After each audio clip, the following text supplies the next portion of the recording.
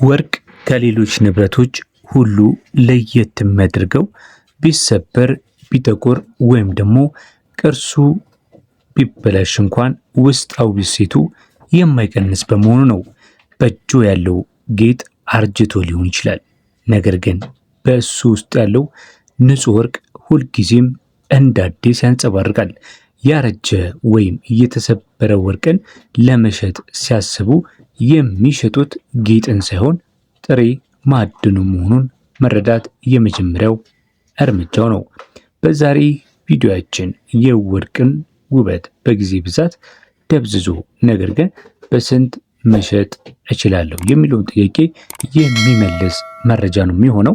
እስከ መጨረሻው ድረስ ታዲያ መከታተል አይዘጋ። ለዚህ ዩቲዩብ ቻናል አዲስ ከሆናችሁ ቻናሉን ሰብስክራይብ በማድረግ ቤተሰብ ይሁኑ። መጀመሪያ ያረጀው ወርቅ ከአዲስ ወርቅ ጋር ያለውን ልዩነት እንመልከት። ብዙዎች አዲሱ ወርቅ በገበያ በዚህ ዋጋ እየተሸጠ ለምን የኔ በዝቅተኛ ዋጋ ይገዛል ብለው ይጠይቃሉ። ልዩነቱ የሚመጣው በሚከተሉት ሶስት ዋና ዋና ነጥቦች ነው። የመጀመሪያው የጥበብና የቅርጽ ዋጋ። አዲስ ወርቅ ሲገዙ የሚከፍሉት ለወርቁ ማዕድን ብቻ ሳይሆን ለተሰራበትም ጥበብ ነው። ለዲዛይኑ፣ ለፋብሪካውም ድካም ጭምር ይከፍላሉ። ያረጀ ወይም ደግሞ የተሰበረ ወርቅ ሲሸጡ ግን ዲዛይኑ ዋጋ አይኖረውም፣ ምክንያቱም ወርቁ ቀልጦ ወደ ሌላ ቅርጽ መቀየሩ ግድ ስለሚል ነው። ስለዚህ የጥበብ ዋጋው ወርክስ ማንሺፕ ይቀንሳል ማለት ነው ወርቅን በምትሸጡበት ሰዓት። ሁለተኛው ነገር ደግሞ የካራት ንጽህና ነው። አዲስ ወርቅ 21 ካራት ወይም ደግሞ 18 ካራት ተብሎ ሲሸጥ ሙሉ ንጽህናው የተጠበቀ ነው። ያረጀው ወርቅ ግን በቆይታው በላብ እናም በሌሎች ኬሚካሎች ምክንያት መጠነኛ የክብደት ለውጥ ሊያሳይ ይችላል። ገዢዎች ወርቅ መልሰው ለማቅለጥ ስለሚወስዱትና ከንጽህና ጉድለት ጋር ተያይዞ መጠነኛ ቅናሽ ያደርጋሉ ማለት ነው። ሌላኛውና ሶስተኛው ደግሞ የንግድ ትርፍ ወይም ደግሞ ስፕሪድ የሚሉት ነው። በማንኛውም የዓለም ገበያ ላይ የወርቅ መግዣና መሸጫ ዋጋ አንድ አይደለም። በእኛም ሀገር ይህ ነው የሆነው። ነጋዴው ሲገዙት መልሶ አቀልጦ ለሌላ ስራ ለመዋል የሚጠይቀውን ወጪ ታሳቢ በማድረግ ከአዲሱ ወርቅ ሽያጭ በ10 እና 15% ዝቅ ባለ ሊገዛውት ይችላል። እንዴት ነው ዋጋው የሚሰላው የሚለውን ስንመለከት ያረጀው ወርቅ የሚወሰነው በሶስት ዋና ዋና ነገሮች ነው። የመጀመሪያው ሚዛን ነው። ወርቅ በትክክለኛ ሚዛን ተመዝኖ ግራም ይለካል። ድንጋይ ወይም ጌጣጌጥ ካለው ይቀነሳል። ሌላው ነገር ደግሞ ፒዩሪቲ ነው። 21 ካራት ከ18 ካራት የበለጠ ዋጋ አለው። 24 ካራት ንጹህ ወርቅ ደግሞ ከፍተኛው ነው።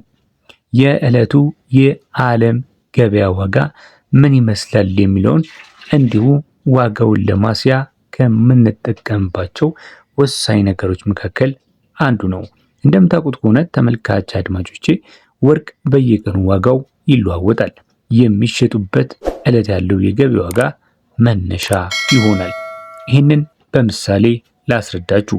ከዛ በፊት ግን ቪዲዮን እያያችሁ ላይክ ካላደረጋችሁ እንዲሁም ቤተሰብ ካልሆናችሁ የዚህን ከወርቅና ከወርቅ ዋጋ እንዲሁም ደግሞ ተያያዥ የሆኑ መረጃዎች የሚቀርቡበትን ቻናላችንን ሰብስክራይብ እና ላይክ እንድታደርጉ እንጋብዛለን።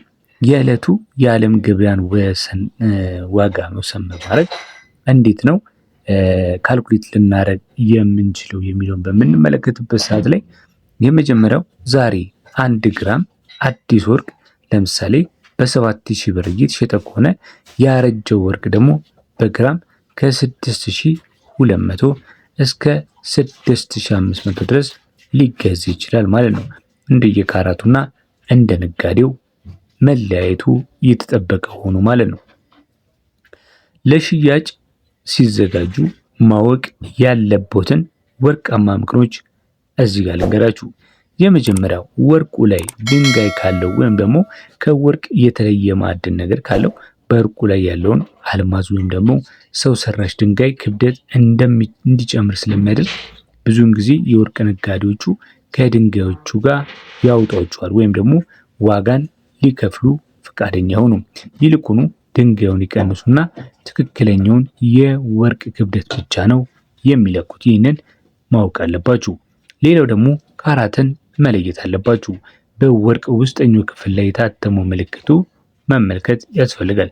ለምሳሌ 750 ማለት 18 ካራት ነው። 875 ማለት ደግሞ 21 ካራት ነው። ይህ ስለ ዋጋው ግምት እንዲኖራችሁ ይረዳል። ሌላው እዚህ ጋር ሳልነግራችሁ የማላልፈው ነገር ታማኝ ቦታ ይሄዱ። ወርቃችሁን ስትሸጡ መሄድ ያለባችሁ ቢያንስ 2፣ 3፣ 4 ቦታ መሄድ አለባችሁ። ታማኝ ቦታ ከሌላችሁ ማለት ነው። ሌላው ደግሞ ደረሰኝ መያዝም እርግጠኛ የሆኑ ወርቅን ስገዙ የነበረው ደረሰኝ ካለ የካራቱን ንጽህና ለማስረዳት ስለሚረዳውት ማለት ነው። ይህ መረጃ እጅግ በጣም ጠቅሞኛል፣ ያረጀውን ወርቄን እንዲገዛ ወይም ደግሞ መልሼ እንዲሸጠው አስችሎኛል የምትሉ ከሆነ ቪዲዮ እንዲሁ ለሌሎች ሄዶ ጠቃሚ እንዲሆን ላይክ ማድረግ፣ ሼር ማድረግ እንዲሁም ደግሞ ሰብስክራይብ በመሆንም አዲስ ከሆናችሁ ለቻናሉ ቤተሰብ እንድትሆኑ በማክበር እንጠይቃለን። እንግዲህ በዚህ ቻናል ላይ እንደምታውቁት ከሆነ የተለያዩ ከወርቅ ጋር የተያዙ መረጃዎችን ለእናንተ በማቅረብ ላይ ነው የምንገኘው። ምን ያላነሳ ነው ጉዳይ አለ? ከወርቅ አወጣጥ እስከ የወርቅ ንጽህና አጠባበቅ እንዲሁም ደግሞ ተዛማጅ የሆኑ የተለያዩ የቢዝነስ ሀሳቦችን በዚህ ቻናላችን ላይ ያገኛሉ። በየዕለቱ በርከት ያሉ መረጃዎችን በዚህ ቻናል ላይ ለመከታተል ይረዳው ዘንድ ሰብስክራይብ ብቻ አድርጋችሁ አውጡ። የደወል ምልክቷንም በመጫን ቤተሰቡ ነው። በተጨማሪም ደግሞ የኦንላይን ሽያጭ ጀምረናል።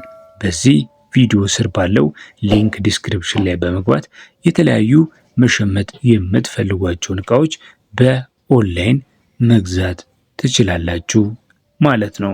ተመልካች አድማጮቻችን እስካሁን ድረስ አብራችሁን ስለቆያችሁ እጅግ አድርገን እናመሰግናለን። በያላችሁበት ሰላም